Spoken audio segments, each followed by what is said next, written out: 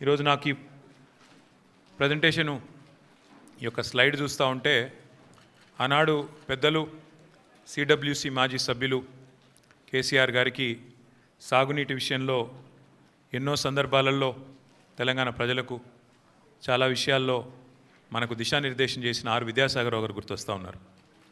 ఆ రోజు నీళ్లు నిజాలు అనే పుస్తకం వారు రాయడం, ఈ సాగునీటి రంగంలో దశాబ్దాలుగా తెలంగాణకు జరిగిన అన్యాయం గురించి వారు సవివరంగా అటు కాంగ్రెస్ ఉన్నప్పుడు కానీ ఇటు బీజేపీ ఉన్నప్పుడు కానీ కేంద్రంలో ఎన్ని రకాల అన్యాయం చేసింది అని వారు పదే పదే చెప్పేటోళ్ళు. అట్లాగే తెలంగాణ ఉద్యమానికే మీకు తెలుసు శీర్షిక ట్యాగ్లైను నీళ్లు నిధులు నియామకాలు. అందుకే 10 సంవత్సరాల కేసీఆర్ గారి పరిపాలనలో ఈ 3 రంగాల్లో సంపూర్ణమైన న్యాయం కేసీఆర్ గారి ప్రభుత్వం చేసింది. నీళ్ల విషయంలో ఇటు గోదావరిలో అటు కృష్ణలో ప్రతి నీటి బొట్టును వడిసిపట్టి ఒక్క చుక్క నీటిని వదలకుండా కాళేశ్వరం లాంటి ప్రాజెక్టు కాలంతో పోటీపడుతూ కట్టినా, అట్లాగే పాలమూరు రంగారెడ్డి ఎత్తిపోతల పథకాన్ని దాదాపు 90% పూర్తి చేసిన, సీతారామ ప్రాజెక్టుని కూడా 90% పూర్తి చేసి కృష్ణలో గోదావరిలో సంపూర్ణంగా ఒక్కొక్క నీటి బొట్టును వడిసిపట్టి తెలంగాణ రైతాంగానికి తెలంగాణ ప్రజల ప్రయోజనాల కోసం నిరంతరం పనిచేసింది కేసీఆర్ ప్రభుత్వం. కానీ ఈరోజు నీళ్లు నిధులు నియామకాలు అనే ట్యాగ్లైన్ ఎక్కడో పోయింది. ఇవాళ ఏం జరుగుతుంది రాష్ట్రంలో అంటే నిందలు, దందాలు, చందాలు, బీఆర్ఎస్ మీద నిందలు, బిల్డర్లతో కాంట్రాక్టర్లతో దందాలు, రాహుల్ గాంధీకి చందాలు. ఇది ఇవాళ ఈ కాంగ్రెస్ ప్రభుత్వం చేస్తున్న పని. సిగ్గు లేకుండా ఇవాళ నిస్సిగ్గుగా రాష్ట్ర ముఖ్యమంత్రి కానీ అదేవిధంగా భారతీయ జనతా పార్టీ కానీ నీళ్ల విషయంలో చేస్తున్న దుష్ప్రచారాన్ని తిప్పికొట్టడానికే ఈరోజు హరీష్ రావు గారు మీ అందరికీ వివరంగా సమాచారం ఇస్తారు. అందులో ముఖ్యంగా మిత్రులు నేను గమనించాలని కోరుతున్నది ఒకటే, మార్బీ అనే ఒక గుజరాత్లో ఒక ప్రాంతంలో ఒక పెద్ద బ్రిడ్జ్ కూలిపోయి 140 మంది చచ్చిపోయినా ఏ ఎన్డీఎస్ఏ బోదు, ఎవడు బోడు, ఏ ఏజెన్సీ బోదు, 140 మంది చావులకు ఫలానా వాడు బాధ్యుడు అని ఒక బాధ్యతాయుతమైన ఏ ఏజెన్సీ మాట్లాడదు, కేంద్ర ప్రభుత్వం మాట్లాడదు, గుజరాత్ ప్రభుత్వం మాట్లాడదు. బీహార్లో 4 రోజులకు ఒకసారి ఒక్కొక్క బ్రిడ్జ్ కూలుతున్నా అడిగే నాతుడు లేడు. అదే తెలంగాణలో ఇక్కడ కాంగ్రెస్ ప్రభుత్వం ఉన్నప్పటికీ సుంకిశాల రిటైనింగ్ వాల్ కూలిపోయి 100 కోట్లు నష్టమైన ఎన్డీఎస్ఏ రాదు, ఎవడు రాడు. అట్లాగే ఎస్ఎల్బీసీ టన్నల్ వీళ్ళ అవినీతి కమిషన్ల కక్కుర్తితో అది నిజంగా మళ్ళీ తిరిగి రివైవ్ చేసే పరిస్థితి ఉందా లేదా అని కూడా సోయి లేకుండా, కనీసం ఆలోచన లేకుండా, ఇంగిత జ్ఞానం లేకుండా పూర్తి స్థాయిలో కుప్పగూలిపోయి 8 మంది చచ్చిపోయి దగ్గర 100 రోజులు దాటిపోయినా ఇప్పటి వరకు ఉత్తమ కుమార్ రెడ్డి మాట్లాడాడు, రేవంత్ రెడ్డి మాట్లాడాడు, కేంద్ర ప్రభుత్వంలో ఉన్న ఒక్క మంత్రి మాట్లాడాడు, ఎవరు బాధ్యత తీసుకున్న మనిషి లేడు. అట్లాగే వట్టెం పంప్ హౌస్ మునిగిపోయిన ఈ కాంగ్రెస్ ప్రభుత్వం వచ్చిన తర్వాత దాని గురించి మాట్లాడేటోడు లేడు. అట్లాగే పెద్దవాగు ఒకసారి కాదు 2 సార్లు కొట్టుకొని పోయిన ప్రాజెక్టు అడిగేవాడు లేదు. కానీ కాళేశ్వరం విషయంలో మాత్రం హరీష్ రావు గారు, కేసీఆర్ గారు 100 సార్లు చెప్పారు. కాళేశ్వరంలో 100 కంపోనెంట్లు ఉంటే ఒక్క కంపోనెంటు ఒక బ్యారేజ్, అందులో 3 బ్యారేజీలు, 19 రిజర్వాయర్లు, 21 పంప్ హౌజులు, 100 కిలోమీటర్ల సొరంగ మార్గాలు, 1000 కిలోమీటర్ల ప్రవాహ కాలువలు ఉన్నాయి, 100 కంపోనెంట్లు ఉన్నాయి. ఆ 100లో ఒకటి మేడిగడ్డ బ్యారేజు. అందులో మొత్తం 371 పిల్లర్లు ఉంటే 3 బ్యారేజీలు కలిపి 2 పిల్లర్లలో ఒక దగ్గర పగులు వచ్చింది.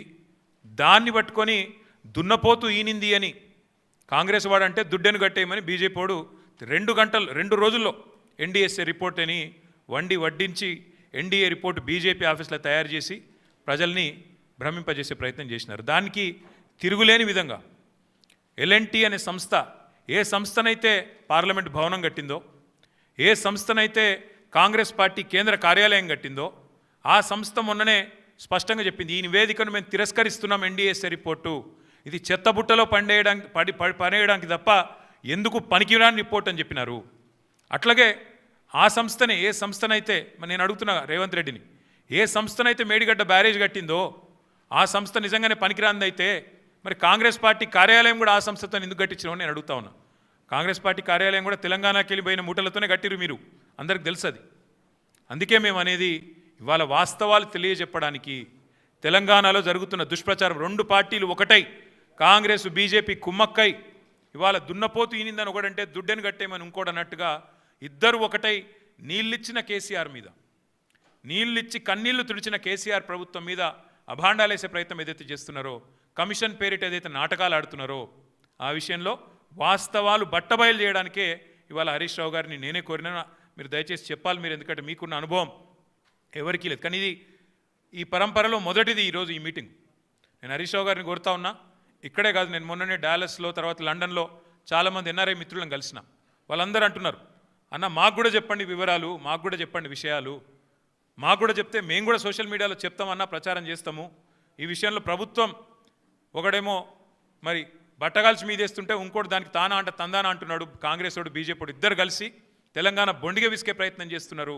తెలంగాణ ముఖ్యమంత్రిగా కేసీఆర్ గారు చేసిన పనిని ఇవాళ కావాలని మరి దాని మీద అపవాదులు వచ్చే విధంగా, దాని మీద అనుమానాలు కలిగే విధంగా ప్రచారం చేస్తున్నారు. వాస్తవాలు చెప్పండి, మాకు కూడా జూమ్ మీటింగ్లు పెట్టండి అని వారు కోరితే హరీష్ రావు గారిని కోరినాను. అటు ఎన్ఆర్ఐ మిత్రులు కానీ ఇక్కడ ఉండే ఇంకా ఎవరైనా మిత్రులు కూడా మేము కూడా తెలుసుకోవాలనుకుంటున్నామంటే వారికి కూడా ఇంకా కావాలంటే జిల్లాల దాకా కూడా పోతాం. ప్రతి చోట కూడా ఖచ్చితంగా ఈ విషయంలో నిజాలు చెప్తూనే పోతాం. చివరిగా రెండే మాటలు నేను చెప్పేది. ఒకటి, మేము ఇది మొదటి ప్రయత్నం కాదు, మేము ఆల్రెడీ ఒక పెద్ద బృందం అందరం కలిసి మేడిగడ్డ పోయినాం. అది పోయి కూడా దాదాపు మీ అందరూ వచ్చినారు, మీడియా మిత్రులు కూడా వచ్చారు. మా ఎంబడా రోజు 9 నెలలు అయినట్టుంది. వెంటనే రిపేర్ చేయాలి, నీళ్ళు ఇవ్వాలి, ఇచ్చే అవకాశం ఉండగా కూడా ఇస్తలేరు అని చెప్పి ఎన్డీఎస్ఏ యాక్ట్ కూడా చూపెట్టినాం. యాక్ట్లో కూడా క్లియర్గా రాసుంది, ఓనర్ ఎవరైతే ఉంటారో వాళ్ళు వెంటనే రిపేర్ చేయాలని. కానీ అది కూడా ఇప్పటివరకు ప్రభుత్వం పట్టించుకోవట్లేదు, రైతుల పొలాలు ఎండబెడుతున్నది. ఆ విషయంలో కూడా ప్రభుత్వం తన వైఖరి చెప్పాలి. రెండవది, హరీష్ రావు గారు మొన్ననే ప్రెస్ మీట్ పెట్టి వివరంగా చెప్పారు. గోదావరి జలాల విషయంలో ఆంధ్రప్రదేశ్ రాష్ట్రం ఇవాళ అనుమతులు లేకుండా కడుతున్న ప్రాజెక్టు మీద ముఖ్యమంత్రి మాట్లాడాడు, బీజేపీ కేంద్ర మంత్రులు మాట్లాడరు. ఒక్కడంటే ఒక్కడు కాంగ్రెస్ వాడు కానీ బీజేపీ వాడు కానీ నోరు విప్పడు, నోరు తెరవడు, కనీసం మాట్లాడరు. అందుకే గోదావరి జలాల విషయంలో కానీ కృష్ణా జలాల విషయంలో కానీ ఈ రాష్ట్ర రైతాంగానికి, రైతాంగ ప్రయోజనాలకు ఎన్నటికైనా శ్రీరామ రక్ష కేసీఆర్ గారి నాయకత్వమే అనే మాట చెబుతూ ఇప్పుడు పెద్దలు హరీష్ రావు గారు మిగతా విషయాలు వారి ప్రజెంటేషన్ రూపంలో వివరించాలని కోరుతూ జై తెలంగాణ.